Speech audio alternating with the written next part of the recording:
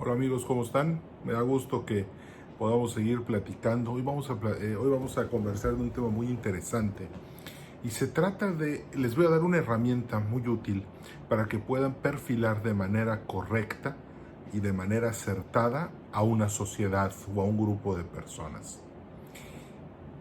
Vamos a analizar dos conceptos. Uno es la institucionalidad y la otra es la individualidad.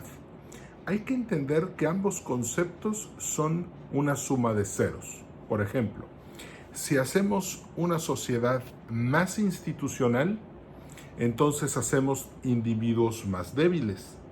Pero por otro lado, si hacemos una sociedad muy individualista, entonces las instituciones son débiles.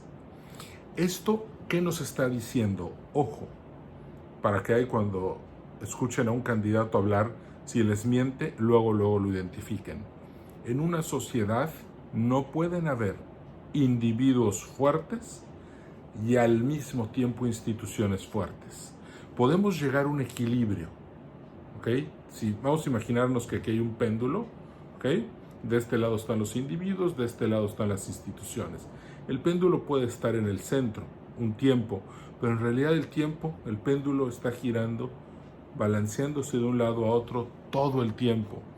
Y esa es una de las fuerzas primigenias de la historia de la humanidad. Vamos a por ejemplo, México en los 60s. México en los 60 era un país muy institucional. Había una super institución que se llamaba, todavía se llama el Partido Revolucionario Institucional. Había un presidente que era súper poderoso. Y ese México tan institucional logró algo que ningún otro país había logrado nunca en la historia. Logró que las dos grandes fiestas deportivas de la humanidad, las Olimpiadas y el Mundial de Fútbol, se celebraran con solo 2 años de diferencia en el país. O sea, las Olimpiadas en el 68 y el Mundial en el 70. Eso fue un gran triunfo. Ese era el momento en el que la revolución se había convertido en institución y había triunfado. Sin embargo, no fue así. Hoy sabemos que el 2 de octubre del 68 los estudiantes salieron a protestar y ese momento de coronación de México se convirtió en una masacre en la que se derramó mucha sangre. A partir del 2 de octubre del 68, el péndulo estaba en su máxima institucionalidad posible y empezó una larga decadencia institucional, de alrededor de unos 50 años más o menos, que probablemente terminó el 2 de julio de 2018, el día que 30 millones de mexicanos salieron a votar en contra de la corrupción.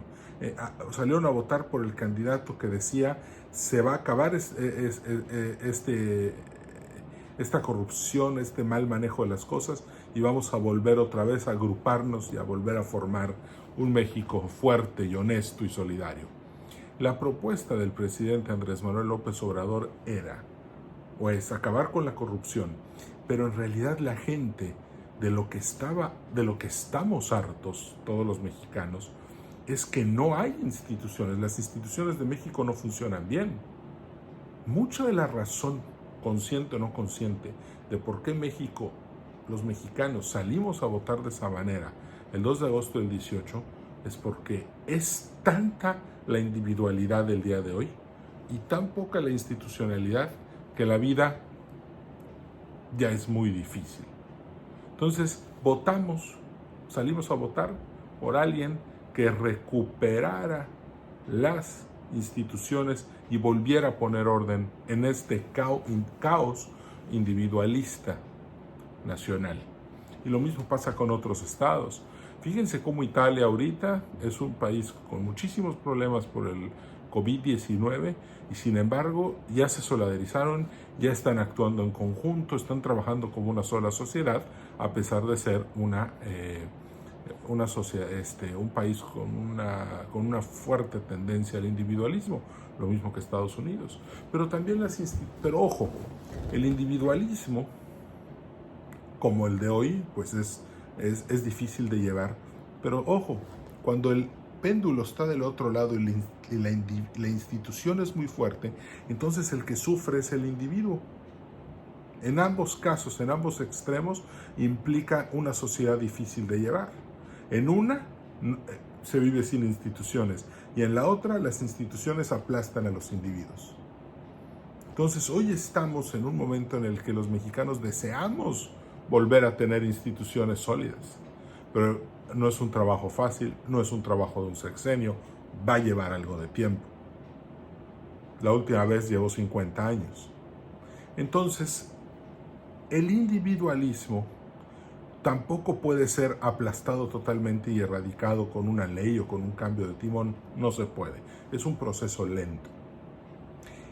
Cuando las instituciones son muy pesadas, vamos a pensar por un momento en China, cuando Mao era el presidente o dictador y no tuvo, el régimen chino no tuvo reparos en crear comunidades en donde las personas ya no tenían nombre, solo tenían un número, el 130.